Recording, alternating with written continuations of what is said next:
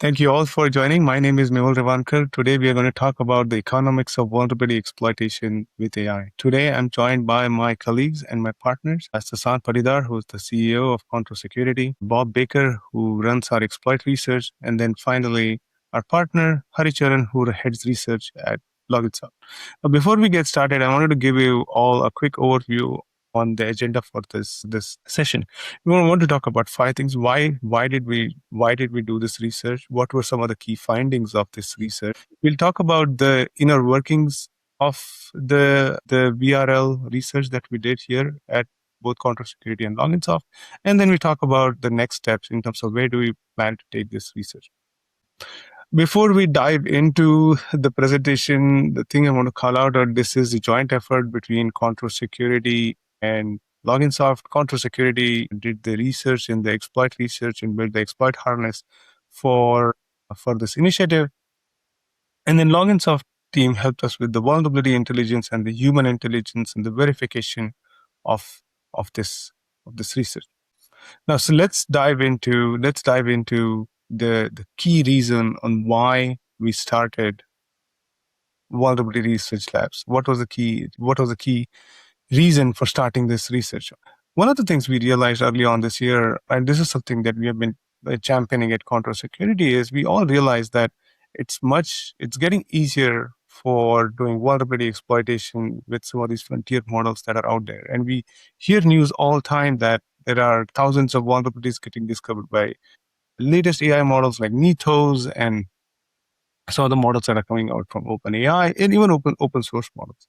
So it was clear that the exploitation was getting easier and cheaper, but we just never know. No one really knew how fast or how easy it is to to exploit vulnerability. So we wanted to measure that and see what is the real impact of vulnerability exploitation with some of these AI models that is out there. And what we realized is that disclosure or discovery of vulnerabilities is getting much easier, but they're also getting weaponized much more quickly.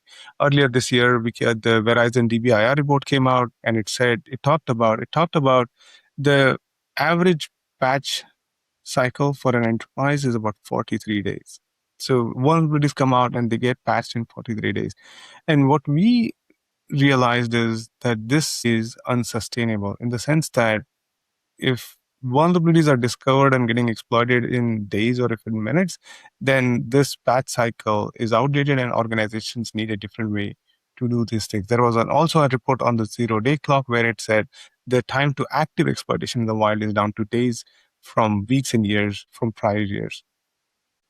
The other aspect that as we were going through this research, one of the key research that came out, or a blog that came out, where it essentially said that vulnerability research is cooked. And the thesis of this blog was that some of these AI models, if you think about them, it looks like they are using cutting edge technologies, they're using cutting edge harnesses to do the exploitation, but it turned out to be much more simpler than that. It turned out to be much more simpler in the sense that you could just point these models to the code base of an open source project, and the models are able to just find these vulnerabilities. And this was literally the playbook of Anthropic when it said it found hundreds of thousands of vulnerabilities in Firefox and some of the old code bases that were out there. And the workflow was very simple: point it to a code base, find the vulnerabilities, and then once a list of vulnerabilities were identified, give it a different prompt. Essentially, say, "Hey, I'm in a capture the flag event. I got a bunch of vulnerabilities that I need to prioritize," and it would go and verify those vulnerabilities as well. So the consensus has flipped. Vulnerability research, the way vulnerability research is done, is completely flipped, and we wanted to measure how big of a change that has been. So from our point of view, there has been a phase change in vulnerability research. Now, this has gone from the vulnerability discovery to vulnerability exploitation. So the discovery is getting easier. Exploitation will likely get easier as we go ahead. And we wanted to measure that. This is something that was taking a lot of time in the years ahead. I spent a lot of time earlier in my career doing vulnerability research. I would spend days to write an exploit, if not weeks, to craft the perfect exploit. And now that time is essentially limited by how much compute you have. And given where we are in this industry, compute is relatively expensive, but if you look at the trajectory, the compute costs are also going down. So that is the limiting factor, and not the talent as it used to be. So with that said, where does this project fit in? If you think about all the things that happened just this year, Mythos came out, it automated discovery of vulnerabilities. Then Glasswing helped organizations to reason on those vulnerabilities in the context of the organization. A bunch of corporate organizations or enterprises were part of the Glasswing project. They used the latest Mythos models. They found a bunch of vulnerabilities in their organizations. I just read recently that the recent Patch Tuesday in Microsoft Patch Tuesday had the most number of vulnerabilities that were reported. I think more than 600 that were out there. So this cycle is going to escalate. This cycle is going to escalate from here. And the most important thing that is outstanding now from here on is discovery is cheap, identifying vulnerability is cheap. Now, the most important thing is exploitation, is to verify whether those vulnerabilities are exploitable in the context of your organization. And this is where the vulnerability research labs, our primary focus is we don't want to give organizations a bunch of other hundreds of thousands of vulnerabilities to look at, but prioritize those that are vulnerable, reachable, and exploitable. And that's where we fit in. That's one of the core technologies that we built, which is the exploit harness that we'll talk about later in the presentation, where we go from a vulnerability that is not much known about. And I want to make one thing clear: we primarily talk about known vulnerabilities. We are not doing zero-day research yet. We're primarily talking about known vulnerabilities. So our exploit harness is now able to go from taking everything that is known about the vulnerability to creating a proof of exploit, to setting up the lab, to exploiting it, and then pushing it out and computing the time and the cost and the tokens and the remediation for it going forward. That is the gist of the exploit harness. So before we get into the findings, the one key takeaway I want everyone to have from this presentation is nobody was really clear on how easy or how fast or how cheap it is to do vulnerability exploitation at scale, and that is the gist of what we are going to talk about in this presentation. Now let's get into the findings. I'm going to bring in Sasan, who was deeply involved in this research as we were experimenting a variety of different things. I'm going to bring in Sasan to talk about the findings themselves. There are 6 key findings we want to go through and then go from there. We analyzed thousands of vulnerabilities, 3,029 to be precise, and our research is ongoing. And since we closed the end date for the processing of the data for this study, we have processed thousands of more CVEs since then. But for the context of this presentation, we just want to focus on the 3,000 CVEs for now. So one of the first findings is the cost of exploitation. So Sasan, I want to bring you in, get your thoughts on when we started the project. What was your initial thinking in terms of what would it cost to exploit a vulnerability? You've been in vulnerability research and vulnerability management, running vulnerability management products for a very, very long time. What was your thinking going into the project, and what is the takeaway from your point of view? Oh yeah, so this was like very interesting research for me, because usually, like, I've been in this business a long time. I tend to have a good guess on like how things are gonna go, but I couldn't have been more wrong on this particular case. I thought, once we started getting into this is going to be very expensive, but then also very difficult to do and have a very low success rate. So that was my expectation. I thought, let's just start with a batch of CVEs and see where it goes. And we set a good budget aside for this.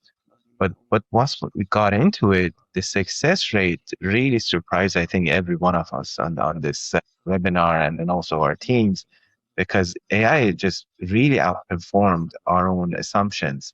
We obviously use AI for coding quite a bit.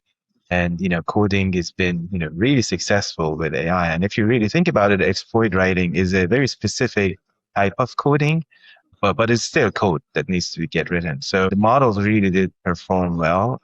And The cost was initially higher than I was sort of expecting, but the reduction in cost that we managed to, come up with this research over this really short period of time was really surprising to me.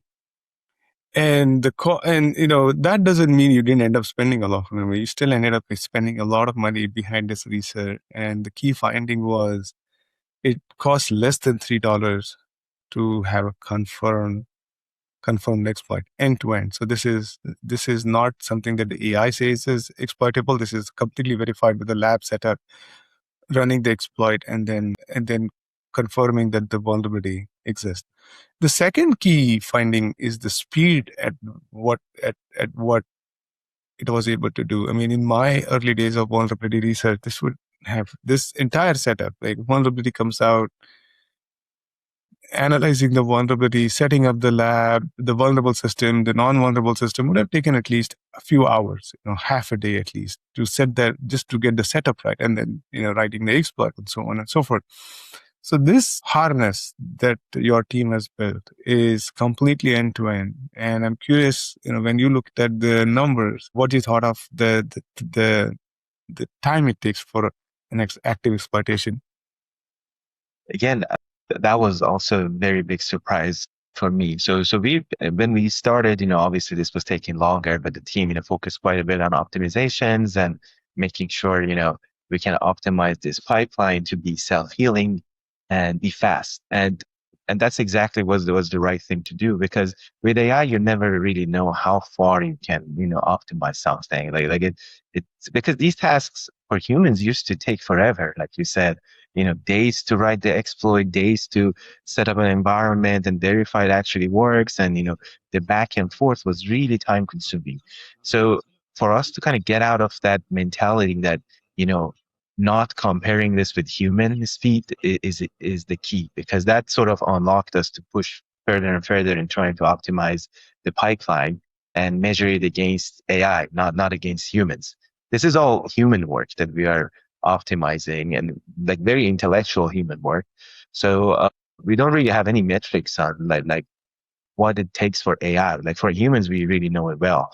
So the speed, we managed to get it down to about 11 minutes. Some of them are even far faster. Within like sub 10 minutes, we can produce the entire thing end to end, which is just unheard of for any human. Like you write the exploit, you test it, you verify it, you fix it. The whole thing is now built into this harness.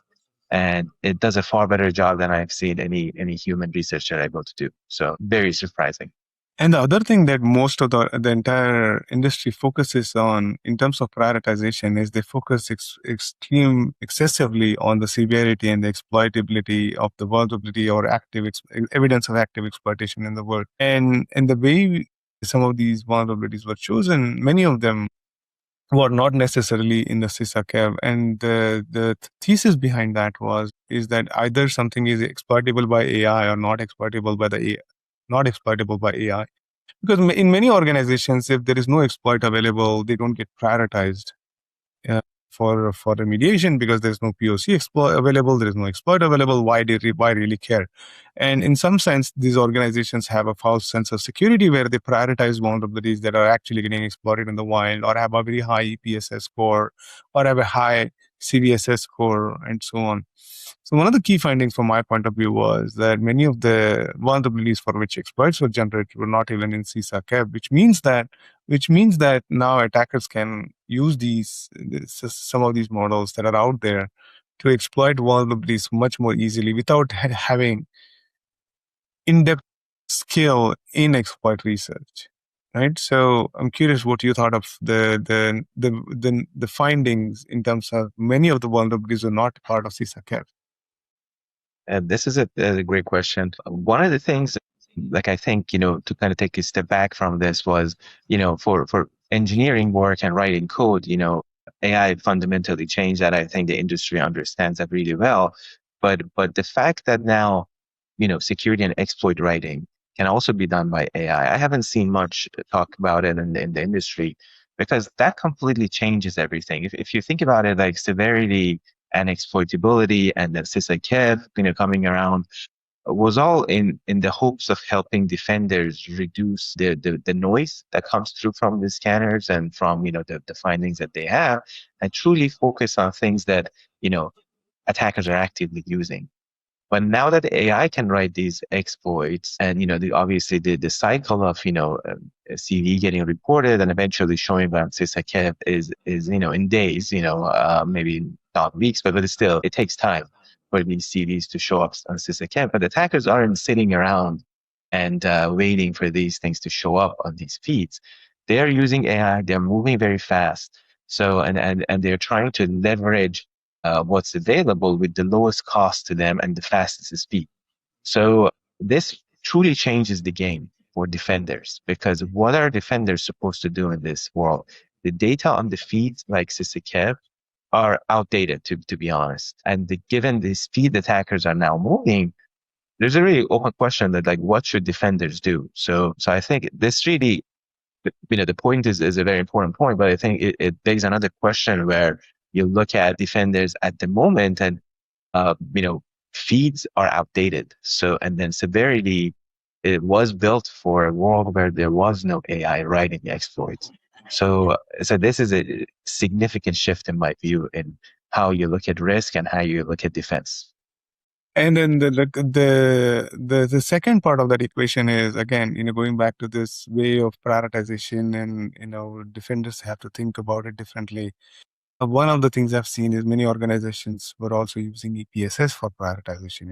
It is the prediction model where some of these models would predict that what is the likelihood of exploitation in the future based on the evidence that they were seeing. And the thesis is now completely flipped. Why? In the sense that you could now say, why predict when you can prove? You can take a vulnerability and then create an exploit and run an assessment with showdown or anything where you can find vulnerable systems, exploit these vulnerabilities, and then go from there. So the 73% number where most of the exploits that were created had a EPSS score of less than 0.25 is also related to what you were saying, in the sense that the game is completely changed with AI and AI-enabled exploitation.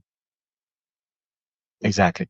So I think this is, again, another proof point in that whole model that everything we built has been built for human attackers, where their reasoning and intuition and research and hunting was all human-led. Now it's all AI-led. Like every step of the pipeline of attacks that you look at, or the kill chain you look at, can now be automated. And that's sort of easier said than done in practice, but it's still, you're seeing the signs of automation across the board. So for attackers that are using this and they're fully unblocked from really any limitation, they can go as wild as they want, as fast as they want, with reasonable cost, as we've proven in this research, to perform their attacks. What is the defender supposed to do in this world? And I think this is a very significant question that we need to dig deeper into, because completely flip the game, as you said earlier. And I want to bring in 𝗪𝗓 on this. 𝗪𝗓, your team did the human verification. One of the findings from this research was that the system was able to go from discovery to exploitation generation 72% of the time. So given 100 CVs, 72% of the CVs it was able to exploit. And the number is far better in terms of, like, 77% of these CVs did not even require human correction. Some of the things that your team has done is you verified the exploits. You've run this independently in your lab and verified that the exploits were. I'm curious what was your takeaway from this, given that the exploitation was getting so much better with minimal human intervention involved. Sure. So again, thanks for having me. It's pretty much delighted to partner with Quantro to be part of this initiative. So initially, when we started on this research, we've had the same feeling as Sasan mentioned. We had different observations when we partly tried internally. But over the period when the harness kept improved based on the feedback, based on different models, evaluations, and different POCs that we tried out. So we see a gradually increase in terms of true positive rate. And it requires very less intervention. For example, if the infrastructure is well set and the configuration or the commits or the fixes are quite available for the LLM to understand to create an exploit or a POC, it was very much interesting that when we had different cases, different scenarios being covered, it's exponentially improved. So it's not just that because of the available information, but it also have access to the infrastructure. I believe the pipeline, the exploit harness made by Quantro, which is exceptionally good because it had access to what all it requires. We also had the pre-processing information, and we had a very good agency network, how to communicate between cross agents, and delivering the outcome and validation. Again, it's always a tough part, but gradually we had to improve the model. And it's not all bad, though. I mean, one of the things that we found out is one of the things we do as part of this process is also we set up vulnerable systems and patch systems. And the same pipeline that is setting up the vulnerable systems is also setting the patch system. And it's using the same scripts in terms of remediation on how to remediate these systems. So what the AI was able to break is also able to fix. So in our testing, what we saw was that on average it took about 14 minutes to make the changes, deploy the patches, the configuration changes, which I thought was very uplifting. When you think about all the ways the AI is breaking things and all the ways where things are getting worse, but then in some ways it is also easier to now patch these systems, apply software updates, apply configuration changes, and close these gaps before the attackers can. Now, let's get into the inner workings of this research project. How did it work? What were the different stages of the pipeline? How the teams collaborated to get this done. And I want to bring in the wonderful team over in Loginsoft and 𝗪𝗲 to talk about some of the aspects of this pipeline. One of the key ingredients of this pipeline was obviously the vulnerability intelligence that the Loginsoft team and the low-V intelligence feed provides. And I want to give the floor to 𝗪𝗲 to talk about how difficult it is to have a really good vulnerability intelligence product in place. And I'm sure this is something Loginsoft has spent years enriching and refining and making it a really good product. So 𝗪𝗲, given that you are the head of research at Loginsoft and you've been doing this for many years, I'd love to, talk about the vulnerability intelligence that your team provides, and the breadth of that intelligence feeds, the accuracy, the speed that you guys work out. So maybe give us, because that plays a central role in the ingestion pipeline, right? So maybe talk about that a bit. Sure. Yeah. So we Loginsoft primarily into research and consulting, primarily in cybersecurity, and we've been partnering with security product companies since years now, dealing with different problem statements. And one of the problem statements as of today that we are facing in the NVD gap, especially with the NVD failed to provide the complete information, or the public information is not sufficient. So we had to evolve, we had to produce our own solution. So thus came up the feed or vulnerability intelligence platform called 𝗪𝗲, which is very much comprehensive. It provides different set of insights. We have sensors deployed to capture the telemetry. So all of this information curating and then ingestion is not ideally a big challenge. What keeps us busy is validating the PEs when it lacks from the actual source, and monitoring the different set of advisories, especially which are not listed in the NVD yet, which we call it as pre-NVD. And moreover, as AI is evolving, AI reported vulnerabilities are growing faster than people can patch. So the exploits are also not such watched. There is no such formula or such standard today. That's one of the reasons that we are so interested in partnering with Quantro in this initiative for vulnerability research labs, in a way to contribute back to the community. Yeah. And it also sets a different direction, right? It's not just CVSS. We've been evolved from CVSS to EPSS, then 𝗪𝗂, Now, this AI exploitability index can be a new direction for people to think, and it really sets some kind of baseline today. So, based on all, and one thing that I find fascinating is you obviously work with some of the premier cybersecurity enterprises in the world, and your field also has like a real-time intelligence in the sense of what is happening in real time. Or I've seen examples of where as soon as we see evidence of exploitation in the wild, the we fix it up. So the intelligence and the enrichment is really top tier. And I agree with you in the sense that there is a lot of AI slop out there, especially when it comes to vulnerabilities. And I believe even like GitLab or GitHub, they have stopped taking vulnerability submissions because there's way too many inbound vulnerability reportings that are coming in. Because many of these vulnerabilities are reported by these AI models, but no one has actually verified them. Is it actually exploitable? Is it like, what's the impact of this vulnerability and so on? So directionally, the AI XI model makes a lot of sense, the exploitability index, because now we are able to actually build and verify these vulnerabilities and confirm whether they're exploitable. I want to bring in Bob into this discussion. Bob, you have been heading the exploit research part at Quantro. What has been the biggest challenge in terms of the verification of the vulnerabilities that you have seen? Obviously, it's taken a lot of time on your end to build the hardness to optimize it. I'm curious, like, what is the bigger challenge from your point of view as an engineer and as an exploit researcher, somebody who's worked in the cybersecurity industry for years? I'd say the biggest challenge is making sure that the exploit lands and that it's legitimate.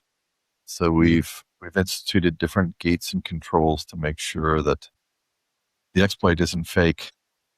There was a funny thing that happened with one of the models earlier on. We said that we wanted a green checkbox, so it gave us a green checkbox. And so at some point it was like emulating the vulnerabilities, the behavior, rather than actually exploiting the vulnerability. So we had to add some guards to prevent that kind of behavior. But it was kind of funny. These models will give you what you ask for. So you have to be careful and curate what you ask for. And when you say emulate, in the sense that it was faking a vulnerability, a vulnerability that did not exist but had a positive outcome. Well, it would actually write its own server that would mimic the vulnerability instead of installing the code that was vulnerable. And so we had to create some gates to prevent that. But now the vulnerable code is reliably installed, we check that the version that's vulnerable gets installed, the exploit lands on it, and then we check the patched version, the exploit doesn't land on it. We've got a couple other gates to prevent these kinds of issues. But it's kind of interesting. And we don't the labs don't rely on the AI models to confirm that the vulnerability or the vulnerability exists or whether it was able to exploit. We have rigorous guardrails in place to make sure that it was actually able to exploit the vulnerability, maybe run a command or get the output of 𝗪𝗓 password or something on those lines before we report it as exploitable. Right. The verify oracle is written in Python, so we're not depending on the LLM to tell us whether the exploit is legitimate or not. Interesting. One thing I want to talk about is the AI XI score that is the output of the analysis that we do. I mean, obviously we go through the ingest pipeline, we build the exploit, we try the exploit, and at the end of the day, we come back with an score on a scale of 1 to 5. Maybe spend some time explaining what that score means.